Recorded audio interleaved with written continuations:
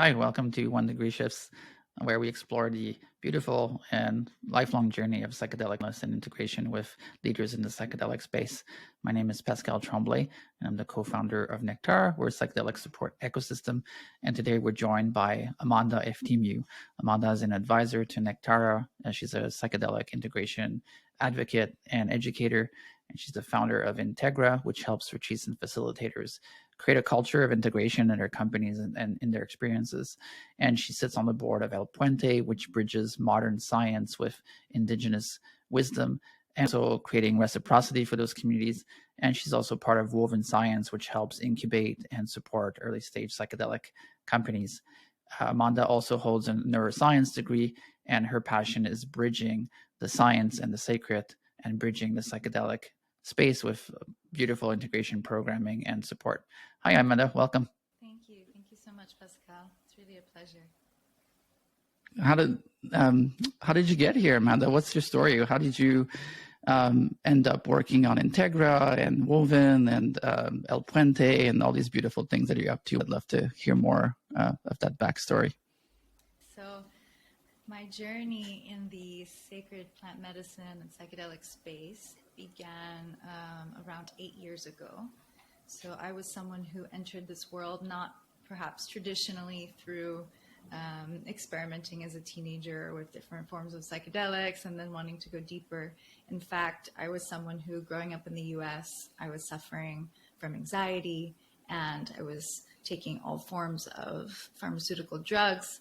And it turns out later I realized that I was doing so to really treat symptoms rather than addressing really what was the root cause of the issues that I was having.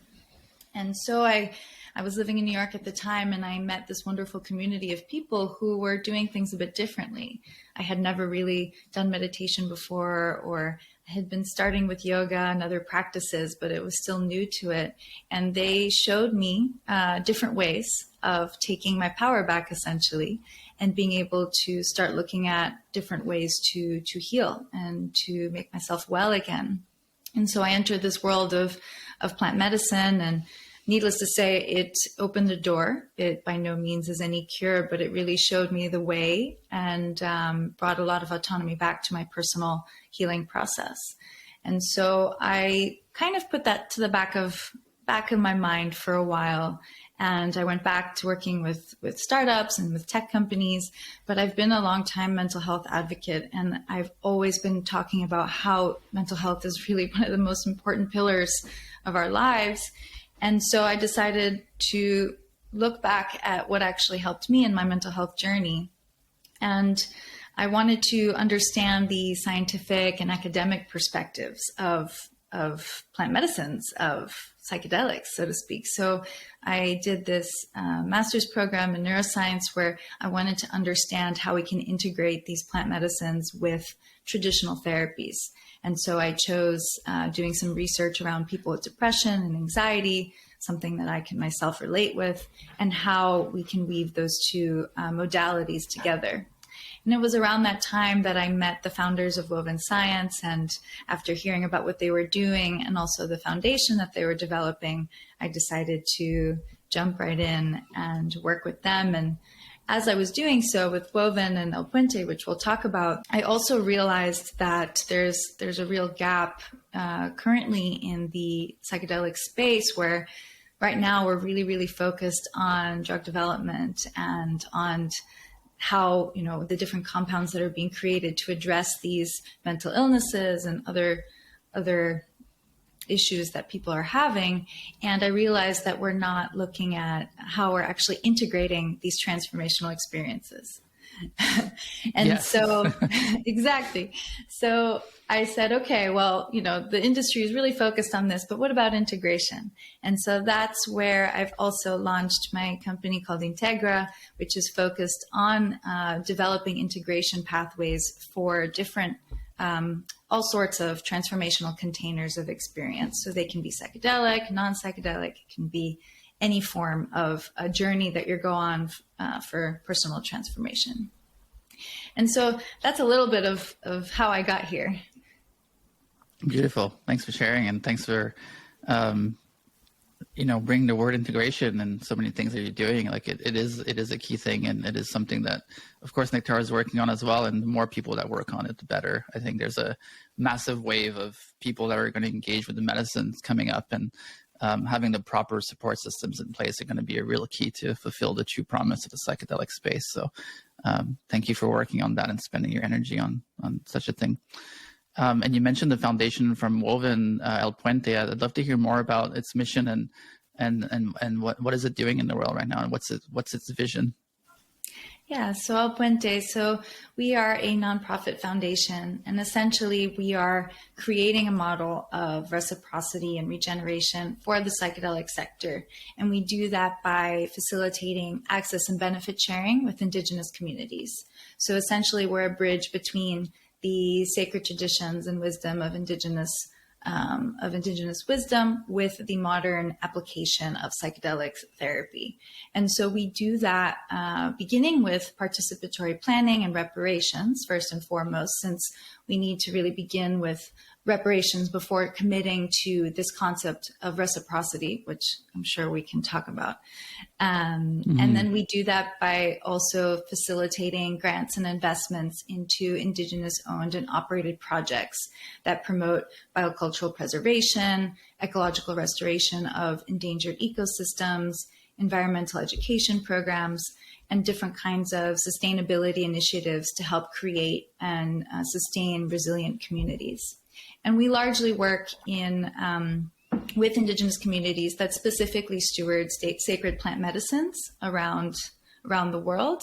Our focus right now is on South America. So we're working with Indigenous communities based in Brazil, in Ecuador, in Colombia, and in Peru. And how does the foundation support the communities? How do you go about doing that? Yeah, so our foundation, we're guided by 4 pillars: sovereignty, education, regeneration, and reciprocity. And these pillars are sort of our method of guiding these projects that we're implementing. And so the first with sovereignty, it's really this acknowledgement and recognition of Indigenous rights and territories beyond a colonial conception of inclusion. And instead, we're acknowledging Indigenous rights to self-determination. We do this by developing really comprehensive stakeholder engagement process, long-term agreements with people on the ground that are needed to support the recovery of Indigenous lands, languages, and ecosystems. On an education side, we are supporting the knowledge transfer and sharing of practices between bioregions, communities, organizations. So we do that by facilitating training, certifications, workshops, in person at these Indigenous communities themselves. And with regeneration, so this is where we are sponsoring regenerative projects for ecological restoration. And we do that through creating ethnobotanical reserves, which is sort of our key model for applicating all 4 of our pillars together for the benefit of these communities. And with reciprocity, this is sort of our model of exchange that's amplifying the local businesses and distributing the resources to the projects that are owned by and directed by these Indigenous communities. So it's not just about financial returns, it's about the biodiversity returns. How can we amplify and sustain these ecosystems? It's about creating integrated working teams with Indigenous leaders, with local stakeholders, with research institutions, and ultimately we want to create self-sustainability within the communities themselves. So we're really about processes, first and foremost, before we work on projects. I think there's this notion of just, maybe like a colonial philanthropic model where we go in, we have, 1 or 2 different projects, we raise capital, we distribute the funds, we kind of put everything in place, and then we walk away. So we're not interested in doing that. We're leading with an Indigenous mindset. My co-director, he is an Indigenous man, mestizo Indigenous from Argentina, and we are on the ground. We're leading by listening. We go and we're first and foremost humbly listening to what it is that these Indigenous communities need and what's the best way to help them achieve their goals. And so we're implementing these processes. And then if that means there's a specific project that's needed that they want support in, either to create these ethnobotanical reserves or a retreat center or an education program for the urban indigenous youth outside of their aldeas or outside of their lands deep in the rainforest, there's many different ways that we're looking at it. So it's a very bottoms up approach of really empowering Indigenous people to make their own decisions and listening to the communities, basically. It really reminds you of the Sacred Headwaters Project from the Pachamama Alliance, and like how they've been also doing the same model. And I really love that. And Chakuna's Indigenous Reciprocity Initiative also has a very similar approach, which I love as well. What is the relationship with your work and the plant medicines, and what did you see as an organization that you were wanting to solve, really, in terms of the relationship between Indigenous communities and plant medicines and the world beyond that? What were you seeing that kind of motivated you to create this organization? Yeah, so what we saw is, with this advent of a renaissance, so to speak, of psychedelics, in which I would even add about the word renaissance. When I was recently in the Amazon now in Acre in Brazil, I was speaking with one of the directors of a conference that I attended with Indigenous communities represented. It was an Indigenous-led conference with about 300 leaders from around South America. One of the directors of the conference said, it's never, Renaissance implies that something had died and is now being reborn. For them, this has never been anything that's ever died away. The plants have always been part of their lives, their culture, their identity. There's no Renaissance to them. It's a continuation. And so absolutely, this is something that really stuck with me. And, but with this advent of this word and this resurgence, so to speak, in Western cultures, we're really interested in these plants and we want to go deeper with them.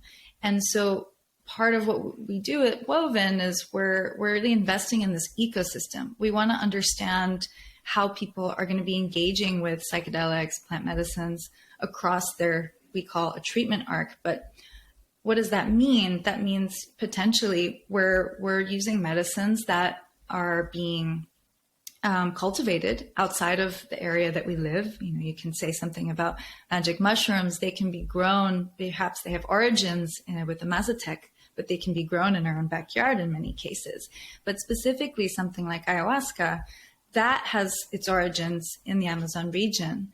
And so we're interested in not just our own use of these medicines, but what does it actually mean for these communities, ultimately for sustaining their culture, their identity, and for sustaining the ecosystems.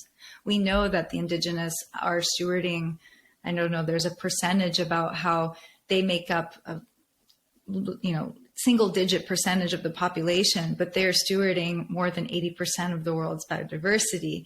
And so what is our role in that as an industry? So this is something that we really thought about, and we wanted to do that led from an Indigenous mindset and not in a traditional philanthropic sort of perspective in the way perhaps some others in more traditional nonprofit models are working in. Mm-hmm. And what are you seeing in the communities? Like, what are they saying? And what I've heard is there's a lot of communities that have had to have economical benefits from plant medicines, and at the sake of doing that have, been, changing the fabric of their culture a little bit in the way their society works. What have you seen and heard from different communities around plant medicine use and how it's changed their communities?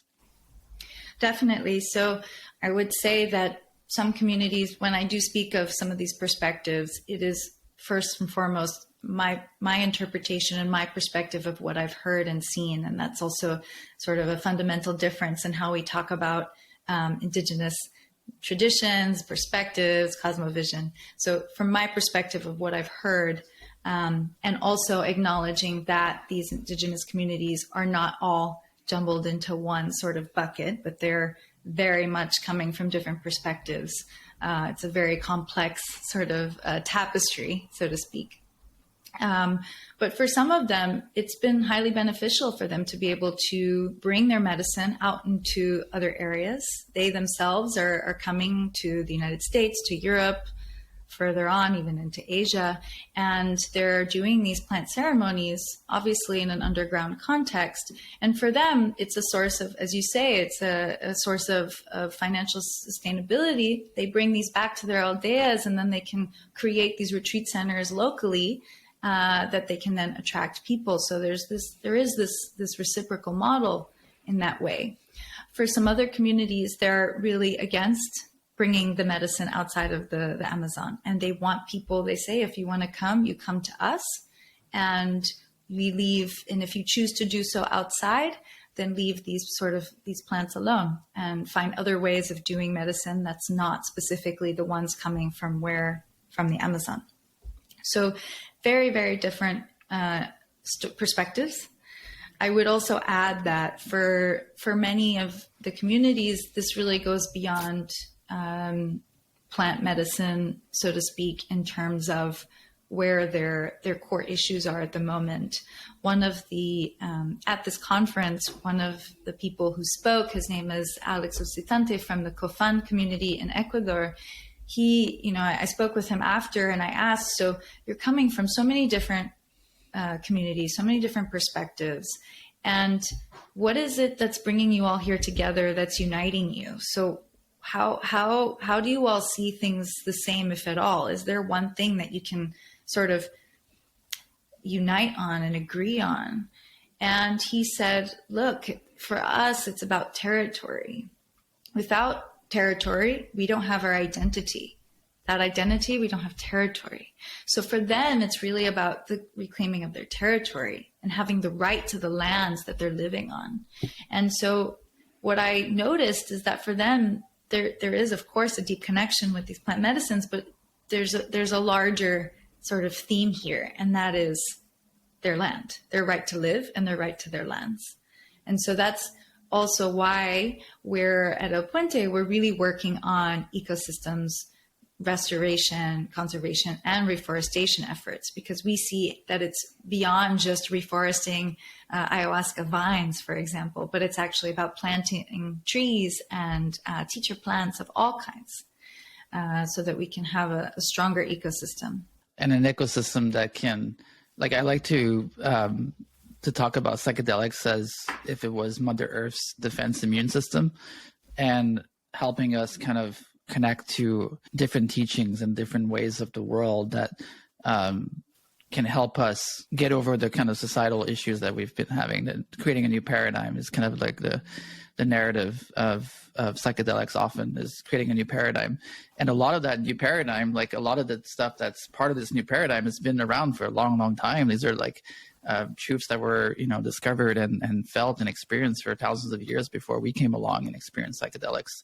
And so there's, with Woven and El Puente and kind of the conversations we've had, there's a lot of talk about weaving in indigenous wisdom into modern living and science and research. And as a neuroscientist yourself, doing the work you're doing that, as a part of your purpose. And why do you think this is happening now? What this emergence, or I don't want to use the word renaissance, like you said, it's not the right word, but this reemergence of kind of the indigenous wisdom ways into the modern living? Yeah, there's a couple of thoughts I have around that. The first is this, I think we're starting to realize that what we really need above all things is, or what we really want above all things, is connection. And we're looking to reconnect with ourselves, with others, with our loved ones, with the world around us. I think we're increasingly being sort of sucked into this modern world of way too much technology that's making us more isolated, things like COVID that just kept us at home. We're becoming more antisocial. We're unable to sort of relate to others in real life context. And so we're looking for deeper connection, and we're looking for ways to do that. And often, psychedelics have come on as sort of this big shock to the system of giving us a dose of what we have never experienced before, that one of the effects of is reconnecting more deeply with ourselves. And I feel that what I've observed and what we see with indigenous wisdom is they're intrinsic connection with the natural world. And, you know, for many indigenous languages don't have a word for nature, because for them, they are nature. Nature is them. There's no break there. And so they're about living in harmony with nature and the balance between them and the world that they're in. And so we're looking for that too. And in some way, that's perhaps a way that we can learn from their relationships that they have to their environment. So in one way, we have connection, of course. And then another way that there's this sort of connection here with psychedelics and even with wisdom traditions is this concept of ritual and intention and ritual. So for them, they have a very specific ritual depending on the community that they're coming from and their particular tradition and their cosmovision. And we also have rituals where our rituals are often going to a doctor for our yearly checkup. That is a ritual that many of us do. And so there's nothing wrong with bringing a context that we're comfortable with. For example, if that means more in a clinical environment, taking a psilocybin mushroom capsule with the presence of a psychotherapist or a psychiatrist, or doing ketamine-assisted therapy with the presence of a therapist. These are ways of creating a set and setting that we're really comfortable with. And it can be done in a ritualized context, as long as we have this sort of intention placed. We could call it, we could make it a sacred intention, but sacred could have different connotations. But it's this marrying, I think, of intention and ritual that we can really connect with some of these wisdom traditions. I read in a book a couple of years ago that our alphabet, the English or alphabet, the letters used to represent different animals or different forms of pieces of nature, like, plants and things like that. And over time, the alphabet actually started changing to have no relationship whatsoever to the symbols of nature and the animals. And so in our language itself, that disconnection has been built into the language that we're using, the way we're forming words and the way we're writing them.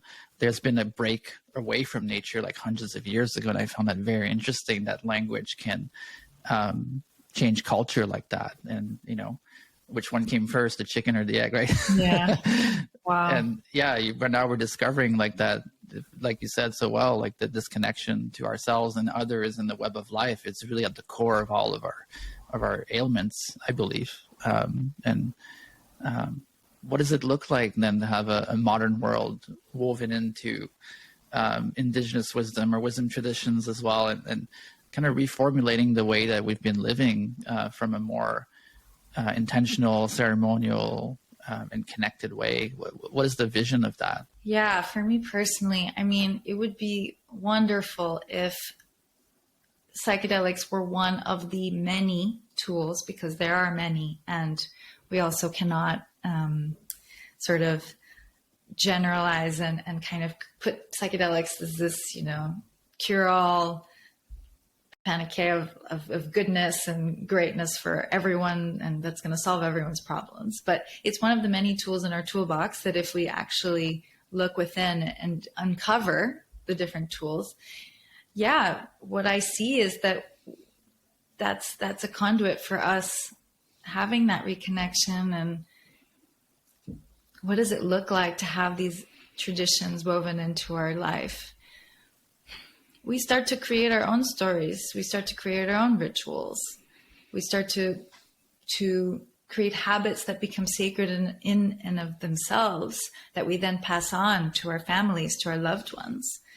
We rediscover this harmony with nature, even if nature is in our local park and we live in a concrete jungle in a big city, but we find these little elements that we can still reconnect to our origins, to our ancestry, and create new relationships with these places.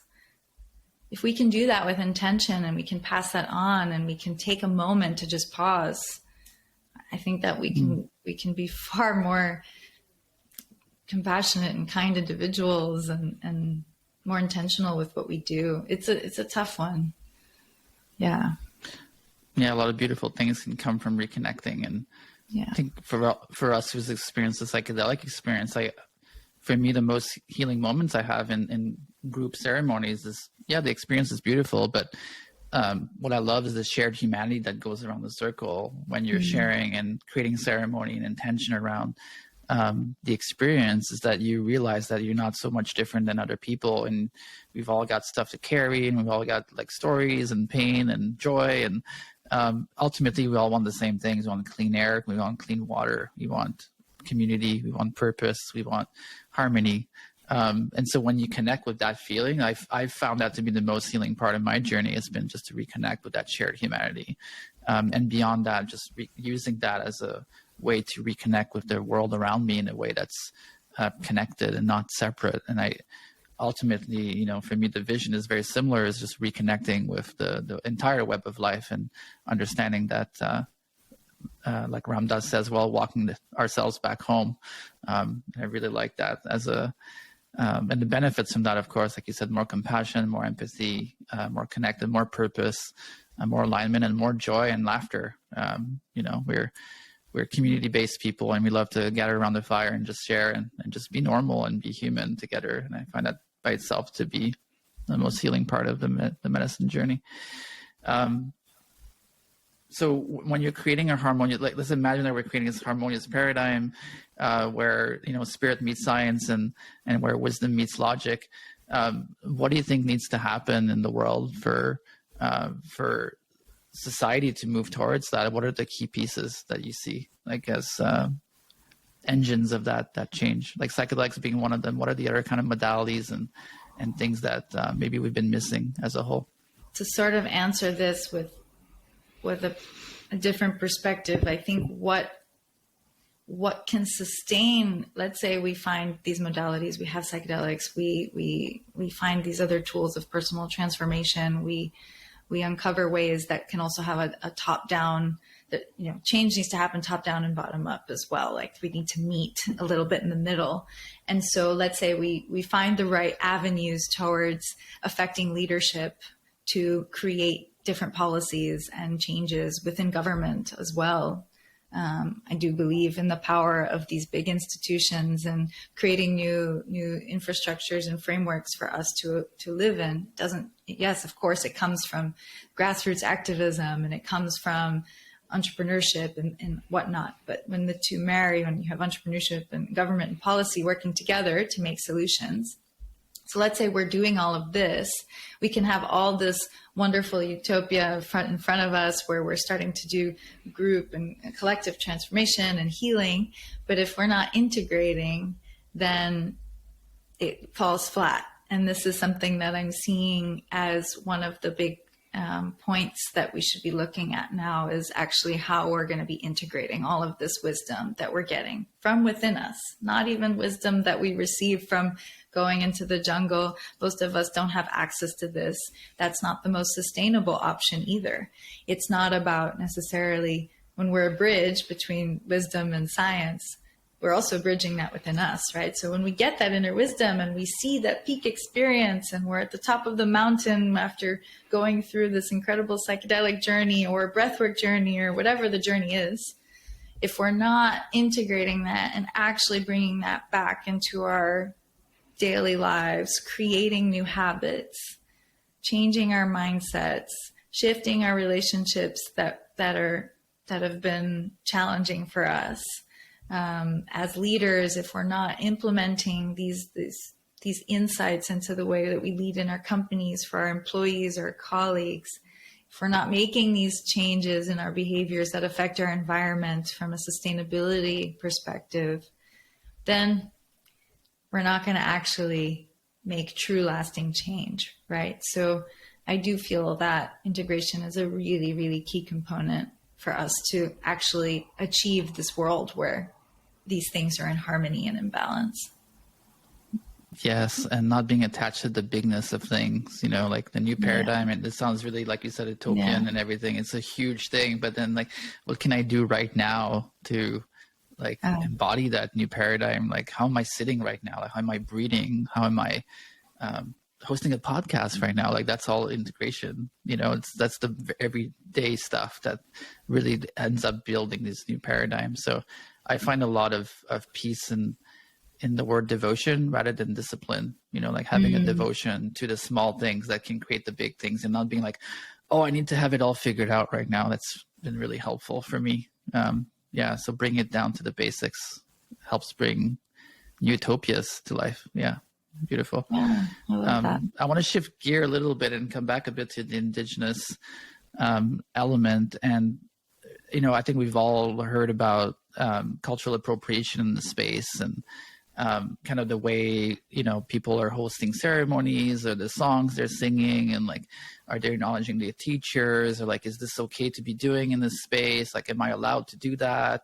There's a lot of like different nuances of kind of learning from indigenous communities, and then bringing that back home in some way, like within ourselves, and as people holding spaces, or being therapists or coaches or ceremonialist people. So I'd like to open up the topic around cultural appropriation and versus appreciation of the cultures, and then the attribution as well. Can you speak about those nuances, and what is your perspective on those things? Yeah, that's a really great point. And that's something I myself am still uncovering and learning. It's a deep process. And it's first that acknowledgement that it's going to take a lot more listening before I can sort of fully say, like, this is how the standard of, what is appropriation, what is not. But I would say that there's elements there that maybe some of us in the West or the global North, or however it is that we call us, that we may not be fully aware of or conscious of. So, for example, when we're undergoing these beautiful ceremonies, when we go straight to the jungle, for example, we go and we have a ritual and a ceremony, and we're participants, we're doing a dieta, we experience a very traditional way of doing plant medicine, let's say with ayahuasca, for example, and we are connecting with the indigenous there, with the shamans, and we see their beautiful feathers, and we want to be able to have a memory of this and take this home with us and wear the feathers and wear the materials, the jaguar teeth that these shamans, these pages are wearing after they've spent years in the forest. And, for us, we come from a more of a consumer culture where, we have this want for these objects. And even if we have complete reverence for using them, and outside of that context, there is an element of appropriation there. And specifically with certain items like feathers and jaguar teeth, for example, these are contributing, even if these indigenous communities are selling them to us, they are still contributing to a commercialization of items that are coming from animals that perhaps initially, when they are picking the feathers, they come from, for example, birds that have already died and that have fallen, but now they're starting to kill the birds, for example, to take the feathers. So this is something that we need to be mindful of, that is beyond just, appropriating a certain cosmovision, but it's actually, if we're going to dress a certain way, what is the impact that we're actually having on these communities? Perhaps yes, they will be receiving a financial compensation immediately. So that's the immediate gain for them. But what is actually the long-term impact from a sustainability perspective? And so there's another concept of, I think, when we're talking about, as I mentioned before, an indigenous perspective, this is what the indigenous feel. This is their cosmovision. Even the Eagle Condor prophecy, for example, is something that we reference a lot, and it's very much part of some of their cosmovision. But again, it's not every indigenous community's story. And so what I've started to now learn to do is, if I'm working with these communities, I'm taking very strong note of the people, the name of the person, the community that they come from. And very much, this is an attribution of this specific person's perspective. They are not even representing their community, let alone the entire indigenous sort of worldview, right? So it's also about taking extra care to attribute. And yeah, the nuances of the modern day spiritual leaders who are working and doing dietas and doing deep work with these leaders who are not indigenous, and then serving medicine in our Western contexts. I don't have a personal answer yet to what, if there's no right or wrong in my view to this, because everyone has an individual path, and I cannot generalize in any way. But there is a bit of these nuances there. And I would also add that we can't romanticize any form of sort of indigenous perspective, where there's complexities with all of us. There's, just as we might disagree on the way of using a specific medicine and Western medicine, whether or not it's good for us, etc., there's certainly complexities there. So we cannot say that every indigenous from every community has their, our best interests at heart in undergoing certain experiences and all of this. And I would also say that there's this, when we speak of indigenous, especially in the psychedelic space, there's been an emphasis on the communities, let's say in the US, which is where the psychedelics sort of renaissance is really unfolding at a more rapid pace. There's this emphasis on giving back and reciprocity towards communities outside of the US. So, for example, South America, El Puente is focusing on this region, or in Africa, and etc. And there's almost an erasure of the Native Americans that are coming from the US and Canada and North American countries and Mexico. And what about the communities from these lands?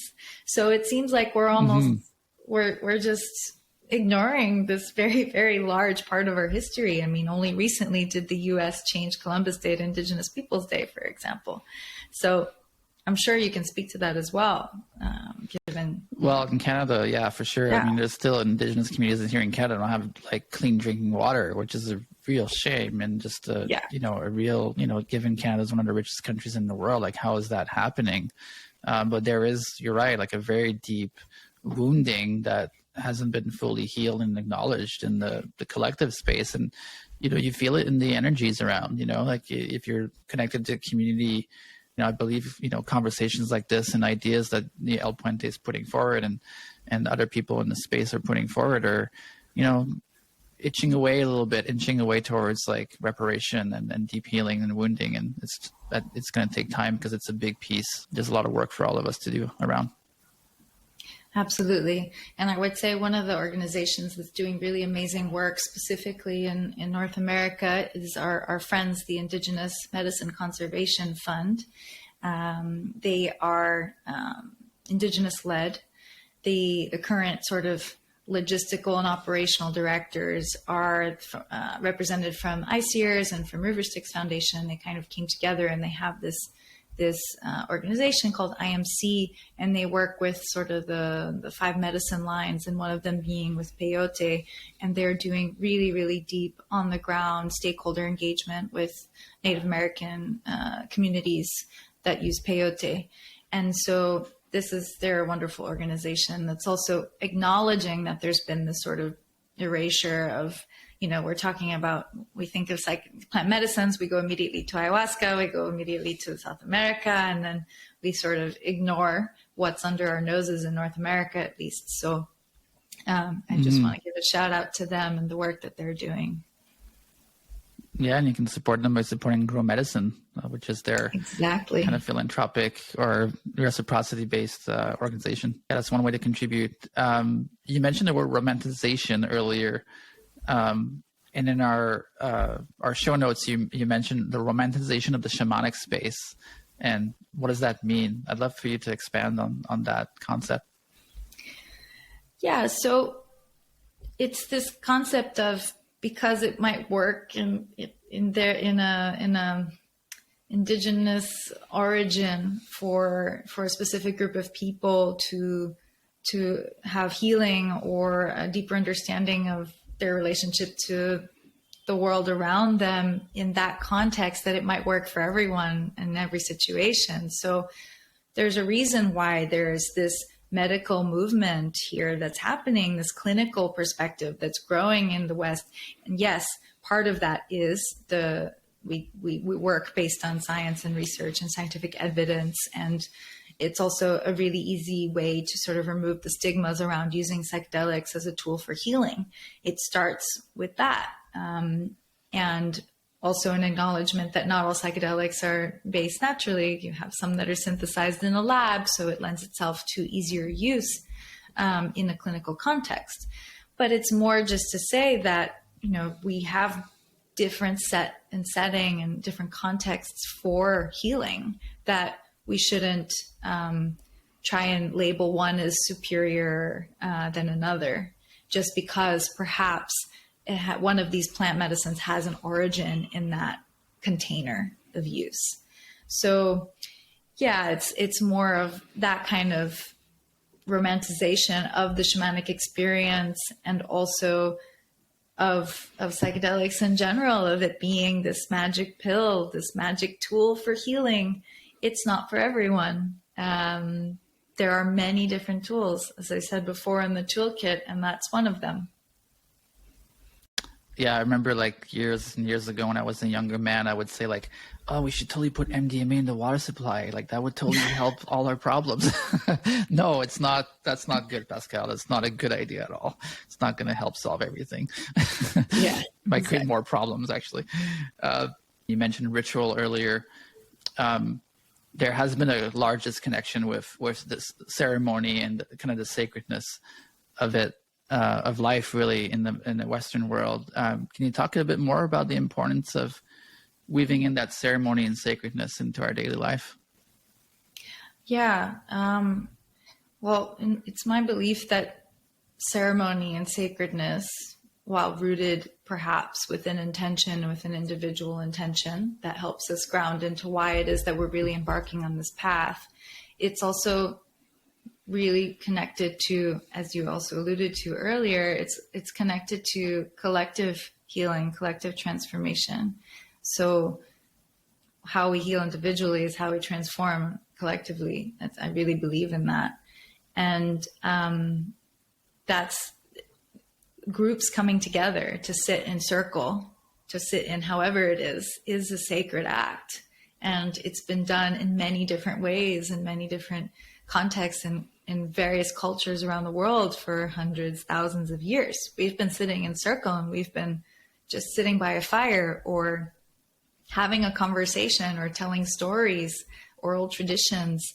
That there's a lot of history there for many, many different cultures.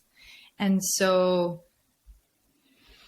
where am I going with this? I guess for me, there's a real connection there. And so how we can weave that into our lives is finding more spaces for sharing and for collective work, for working together as groups. How do we do that without psychedelics? I myself have been working with women for many, many years. I do sharing circles, and we work in different cycles. And just by hearing the stories of women and what they're going through in a particular moment in time, that is a mirror to my own processes, what I'm going through. And I'm healing just by listening to the other person. And that is a very sacred act, is this deep listening. When we're deeply listening, so much can come through. I myself really experienced that now when I was in Brazil, in Acre. I spent a week of hours and hours of deep listening. There was nothing to say. There was nothing for me to do or to act. I really had to shift my way of being from this sort of, maybe this more Western modern way of just having, okay, I received this information. What am I going to do with this information? It's like, no, we just listen. That's sacred. And we take the time to slow down, to have patience with ourselves, with what we're listening to, with what we say. So there's a lot there that I hope that the modern age, or the age of technology, can help us. There is technology that's helping us revisit this. Not all technology, of course, is bad. But yeah, I have hope for this this new paradigm, as you mentioned as well. There was a man where I sat in circle like this summer, and his words stuck to me, and he said, honor the spirit of the words before they leave your mouth.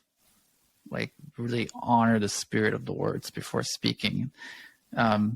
If I could spend the rest of my life working on that and just like really like focusing on that, I can see lots of transformation happening to just communicate and express and deep listening, just in all relationships, not just with other people outside, but also within ourselves, right? Like listening to ourselves and the nature around us as well, like deep listening. That's a beautiful idea to explore for ourselves. I'd love to talk about integration and wellness now. It's something that you're really passionate about. You've been talking about it for years. How do we upgrade our wellness? What are the ways that we can do that? Like, what's your personal vision of how we upgrade our wellness, like from a societal level, but also maybe individually as well? How do we upgrade our wellness? Oh, doing that takes sometimes some hard truths, some real looking within. I don't know if all of society is fully ready for that kind of transformation. Yeah, we have to start looking at wellness and not illness, not disease. It's not about waiting for the time when our bodies hit a burnout and a level of ill health that we need to then do something to change it. Upgrading our wellness is starting from wellness, not ending with wellness. It's not going from shifting disease to wellness. It's all of, this sort of symptoms-based approach of treating what's going on, and then maybe you'll get well. We need to start from the beginning with this mentality of having a healthy and well-balanced life. That takes a lot of shifts in how we make decisions. It takes a lot of sort of top-down changes as well in the way that we do business. For even from things that are male cycles, the way, circadian male rhythm with the female lunar cycle and how we work individually as women. There are some parts of the day, week, month that we're just, our ways of making decisions are a little bit different. We follow a different cycle. And if we're forced, me personally, if I'm forced into a sort of the masculine way of working, I'm not honoring my body. And then my body's going to react over time, and it's going to be unwell. Just taking that personal example. But we got to stop with the, let's start covering things. And, it's really amazing to see these different tools now with biohacking and sort of what are the different nutritions and different pills and supplements that we can take. And that's wonderful and good. And that we're getting in that direction. But I think as a society, we need to start thinking of ourselves just to start building the habits of wellness from the beginning, from an early age. How do we educate our kids, reform the education system so that we can educate our kids in this way, right? Having them have more interaction, kids with nature, and if one child has a more excitement to working with their hands and being outside, to let them do that and develop their skills in that way. That over time will lead them to have more resilience. They will build that health within them, and then they won't be forced into a box in a different in a system that doesn't serve them, which then leads them to be sick over time. So there's a lot of things that need to change from the very beginning. And we can start, I think, if we're going to be using things like psychedelics and going through these really profound transformational states, if we're really integrating what we're learning, we can create these systems for the next generation. And we can start now to make sure that wellness starts from the beginning, as opposed to being an afterthought. I like that. Yeah, I like that a lot. And it's such a key point too, of like starting with wellness. Like, you're right. We do have wellness as this idea of like, I'm going to reach wellness, but like, how do we start from that perspective of of honoring our bodies and the time we're in and the seasons we're in and the energies that are around us and what's present, what's being asked of me right now, and what's my capacity for that as well. Those are really important questions that can be hard to untangle, because we have had generations and generations of people living in a very oppressive system that's kind of built in oppression in our nervous system and violence in a lot of ways. So like we're rewiring a lot of very big things, being gentle for ourselves along the way, that we don't have it all figured out right away. And that's okay. We're working towards something and reframing very important things for the next generation. That is a real honor to be able to be growing up in this time where there's so many big lessons to be had. And for those that want to receive them, and also like you said, integrate them. I think that's the key bridge between, this old paradigm and this new paradigm of being. And as we're, living and breathing the psychedelic space, we've all seen kind of the extremes around that too, around like chasing peak experiences, and psychedelics are going to solve everything.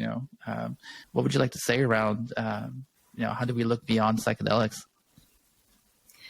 Yeah, truthfully, I think psychedelics, they're here right now, especially the plant-based ones, the sacred plant medicines. They're here now, but they may not be here. They may not be here very far into the future, right? So we're going to have to find ways to really look within. If we want to reach those peak experiences or those transformational moments, they have to come in from different sources. And so beyond psychedelics is thinking beyond this concept of transformation that's induced by something that's outside of us. I think that there's a lot of people who, you started mentioning this, people are using medicine to do the work. There's this bypass, spiritual bypass element where they do a ceremony and then they want to find an answer to this question that they got during the ceremony. So they do another ceremony to try and find the answer. And it's like, no, actually you don't need to keep going back. There's that time and space and slowness, and the work is really after the ceremony ends. That's when the medicine starts. I believe Tara really also fundamentally believes in that. And what's next? I think we're going to start looking at, as an industry, what I see also working with Woven is, as I said before, there's this focus on drug development, but then what about the delivery and the infrastructure around sustainable, accessible use of psychedelics as a treatment, but also as a tool for wellness? And that's involving all the different elements. That's involving, yes, the education and training of therapists and integration therapists, but also redefining what it means to go to a retreat center. Do we bring these centers in urban areas? Do we make this more of like a church 2.0, where we're going on a regular basis to a group, like a center, and then come back, and it's more integrated into our life, instead of something where we have to go very, very far away and have this very profound experience that is so disconnected from our reality? So I think what's beyond that, sort of the psychedelic movement, is bringing these experiences into the folds of our daily life. And they can be minor things, like cultivating new practices, self-care practices, like a journaling practice, a meditation practice. They can be the creation of these community centers that are tools for collective sharing and re-engaging with the people that are close to us, and to the people that ultimately shape our day-to-day life, rather than sort of looking at the big picture all the time and always trying to have this macro view of everything. It's about the day-to-day. So that's part of it, I believe. Yeah, that's beautiful.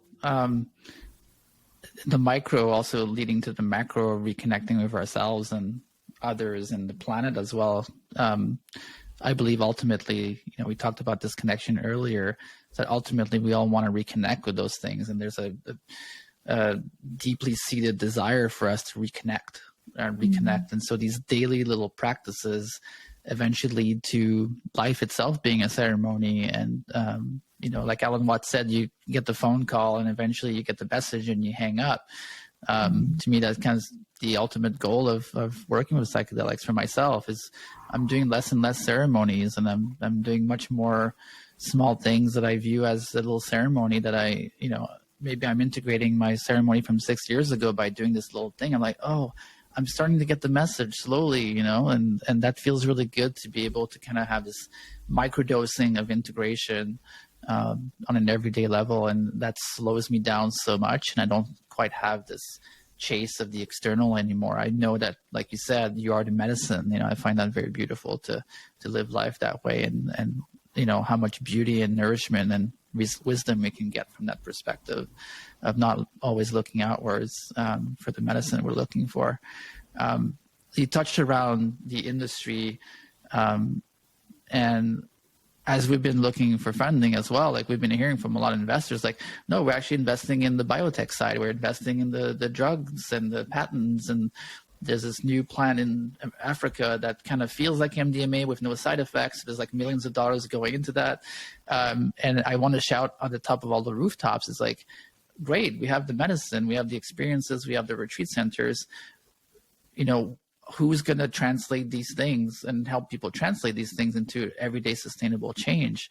And so what's your perspective of the industry? And there's so many different, aspects and nuances to the space, but what have you been seeing that you find interesting?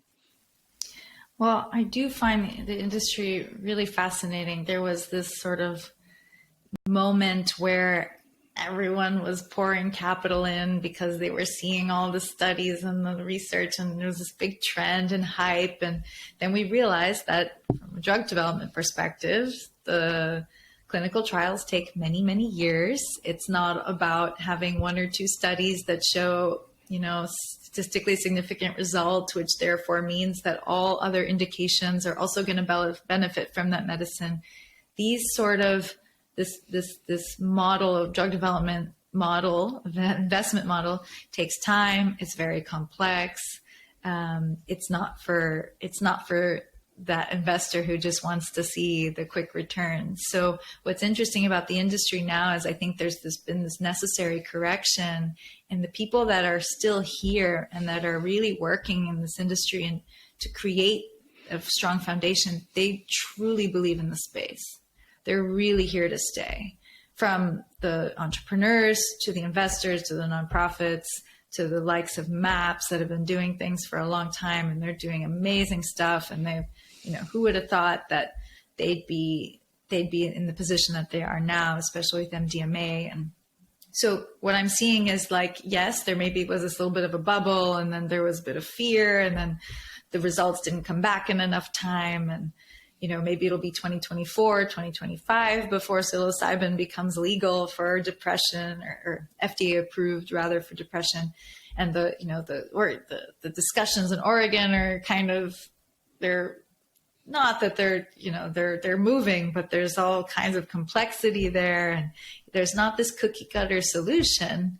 And so, yeah, the industry, I believe, is still strong. We might be less individuals and people, but we are even stronger because we do believe in what's to come.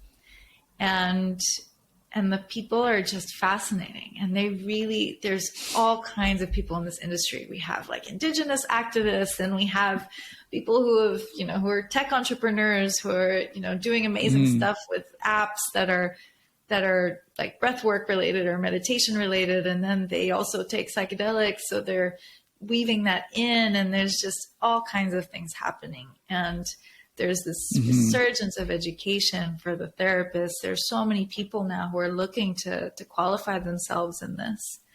And so I am very hopeful of a very strong industry in the future. Me too. I love the people in this space so much.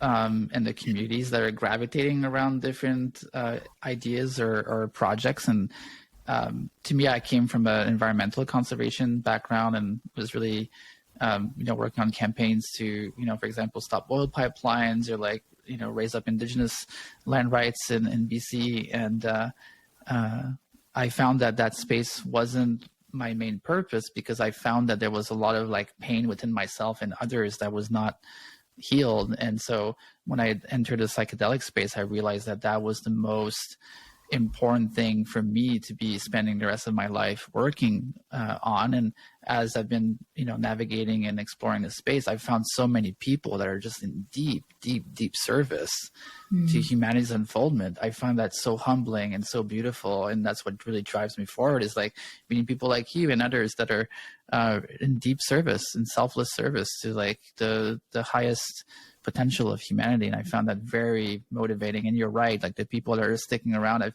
even had conversations with people you would qualify as like traditional VCs that are just like in deep dedication to the space and in deep dedication to the work that they're doing. And yeah, so I'm really energized by that too. And really excited about what's coming up and what's possible too in the next 10 years, 15 years, 20 years, and just how important the work that's happening is going to change, for my son and other people, for next generations, and for, the present moment as well. What would you like to say around like capital versus impact, and the funding that's happening right now? A lot of it is based on, yes, unfolding of the space and the human potential. There's also like a very strong capitalistic, and you mentioned kind of the bubble that happened. And what would you like to say around kind of the balance between impact and capital in businesses? Yeah, I think everyone is navigating things a bit different in the industry. Everyone has sort of a model that they're looking at. And I would say, like, specifically with how we're looking to, as a nonprofit, to receive. So what we're trying to do with El Puente specifically is, when we say we want to be a model of reciprocity for the industry, is we're interested in how other companies that also want to do good and they want to make impact, but they don't necessarily want to, for example, create their own foundation, do all this sort of on the ground work. They want to entrust specific entities that are really doing that and in a way contribute their capital. They do that through perhaps their equity, for example. So we're a model, a vehicle for equity to be from not only Woven, but also from our portfolio companies, for example. So if anyone is interested in allocating some of that capital into the foundation, they can do so. So there is that sort of model as well. I would say, yeah, I can only speak to what we're doing specifically with El Puente. I'm curious if you have some offerings and perspectives on that as well, as what you're doing with Nectara. Yeah, it's a good question. Like for us, like the main thing we've always wanted to do is reflect the teachings of the medicine as much as possible within a container of business. And so like really trying to have a regenerative business that creates relationships that are win-win for everyone involved, and not at the expense of our values and our purpose and our mission. So there's always kind of, there's a non-negotiable there around how we do business. We're an impact first company. And at the same time, we need capital to grow. So we've developed a model for ourselves that really works with our hearts and also works for investors as well, that creates those win-win relationships with an eye on the highest level of impact that we can do. And trying to create a company that isn't a boom or bust unicorn that's going to fade away in 10 years, but more of like looking at creating a culture and a corporate structure really as well, and legal framework to create an organization that can last for 100 years, that goes way beyond the founders. I feel like psychedelic companies in general, my personal view is that they should be of the highest integrity possible, because we're working with sacred medicines, we're working with secret teachings. And, I think it's very important to have that integrity and sacredness built into the way we do business. I really feel strongly about that. Yeah, likewise, I agree. Absolutely. Yeah, there's a lot of beautiful things that are happening in terms of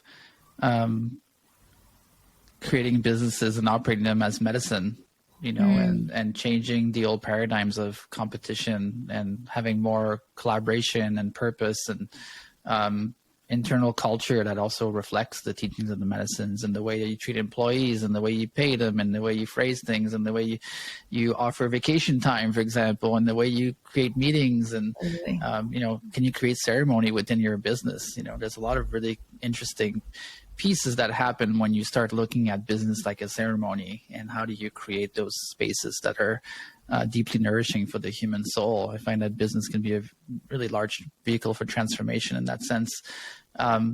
Is there a parting thought that you'd like to share to whoever's watching right now? Oh, it's been such a wonderful conversation. And Pascal, you ask really good questions. Some of them very much, require a lot of thought. So thank you. Thank you. Thank you. Really, like they're big questions, and I love that. It's good to stretch and to think about what the future can look like and how we can apply it now. And that's all. Like, this is one big integration ceremony, essentially, right? Yeah, it is. Yeah, and thank you so much for the work you're doing and the beautiful thoughts you share today and perspectives. And hope it can engage people in some curiosities and explorations of their own, and love to hear back from people around the topics that we discussed. So thank you so much, Amánda, and thanks for connecting, and looking forward to more. Thank you, Pascal. Thank you so much. Take care. Bye-bye. Bye-bye.